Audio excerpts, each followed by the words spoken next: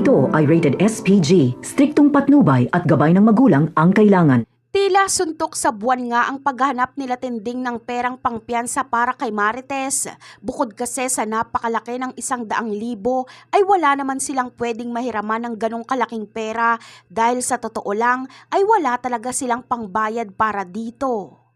Ngunit bilang ina ay hindi kayang makita ni Aling Tinding na nakakulong ang anak niyang si Marites at nagdurusa sa kasalanang wala naman talagang basihan.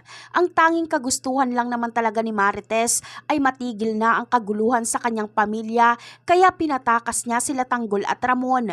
Ngunit dahil makitid ang utak ni Rigor ay iniisip niya talagang may relasyon si Marites at Ramon kaya niya ito pinatakas. Wala nang pagpipilian pa si Tinding kundi lumapit sa mga gerero. Ang mga gerero ay dating amo ni Tinding. Pamilya ito ng politiko kaya inaasahan ni Tinding na matutulungan siya ng mga ito sa pinansyal. Ngunit sa hindi sinasadyang pagkakataon nga ay muling magkikita itong si Senyor Guerrero at Tinding. Muling manunumbalik sa kanya ang nakaraan niyang buhay at kung anong kinalaman ng mga gerero sa buhay ni Tinding.